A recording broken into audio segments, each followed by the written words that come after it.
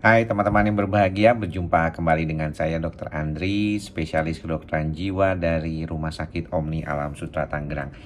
Di kesempatan kali ini saya ingin menjawab pertanyaan beberapa orang yang mengatakan mengapa dokter memberikan obat untuk gangguan kecemasan ya, dan biasanya itu 2 kali gitu ya, pagi dan sore atau malam ya. Jarang menggunakannya di siang hari gitu ya. Dan kalau misalnya pertanyaannya seperti itu, saya tuh mau bilang bahwa kebanyakan obat yang saya berikan memang rata-rata itu efeknya itu agak panjang, sekitar 8 sampai 10 jam. Jadi biasanya orang itu bisa minum obat di pagi hari setelah makan pagi dan kemudian sesudah makan malam ya. Biasanya itu membantu dia untuk tidur atau membantu dia lebih nyenyak tidurnya. Karena tidur yang baik ini salah satu hal yang paling penting juga untuk mengatasi kecemasan. Ya, ini yang seringkali orang lupa bahwa ternyata tidur yang baik ini adalah salah satu yang perlu diperbaiki. Nah, kalau misalnya makan obatnya siang sebenarnya juga tidak masalah. Pada kasus-kasus yang berat, banyak orang mengalami masalahnya itu di saat siang. Problemnya adalah kalau kita berbicara tentang pengobatan untuk gangguan kecemasan, kita selalu berpikir bahwa obat itu diberikan untuk mengurangi kecemasan itu supaya dia tidak muncul. Karena kalau dia sampai muncul, biasanya nanti keburu menimbulkan proses traumatik kembali dalam memori di otak kita.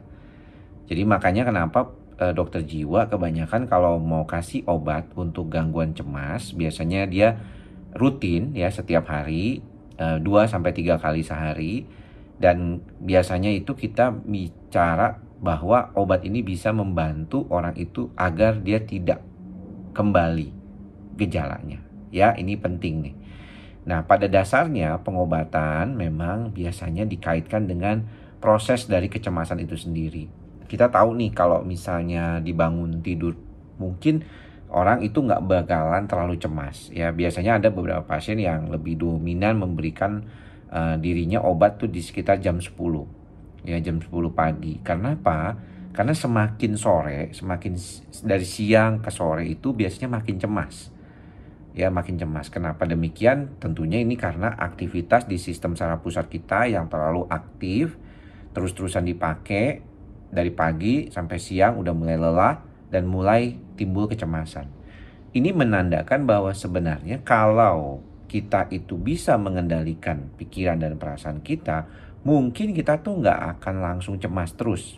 Jadi kita bisa membawa diri kita tuh lebih tenang, lebih rileks. Nah, ini juga yang perlu dipelajari, bukan cuma sekadar makan obat. Demikian pula ya, pada beberapa kasus kita lihat bahwa ketika orang itu makan 2 kali, udah enakan setelah 1-2 bulan, maka dosisnya bisa diturunkan menjadi 1 kali. Nah, ini yang sering kali saya suka bilang ya sama teman-teman. Mudah-mudahan teman-teman juga bisa membantu diri sendiri bahwa ketika makan obat itu sudah lebih dari 2 kali sehari, itu biasanya kita perlu upaya lain selain daripada obat. Jadi jangan terus-terusan nambah dosis obatnya, tetapi lebih bagaimana mengurangi dosis itu, makin lama makin turun, makin lama makin turun, sampai akhirnya lepas obat sama sekali. Kalau ditanya bisa lepas obat nggak sih dok? Sebenarnya kalau untuk gangguan cemas bisa. Karena ujungnya itu kan sebenarnya bagaimana kita belajar untuk merilekskan otak pikiran kita.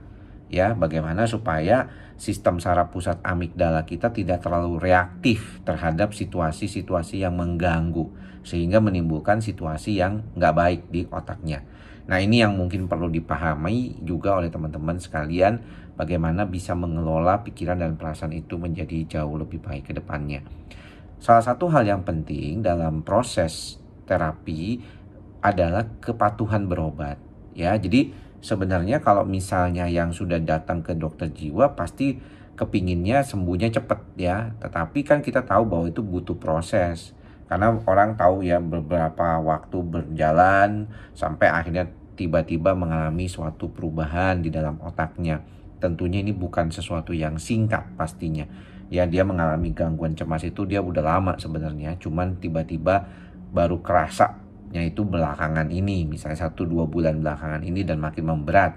Tentunya proses pembalikannya ke arah normal juga perlu waktu. Nah, ini yang kadang-kadang mungkin tidak dipahami.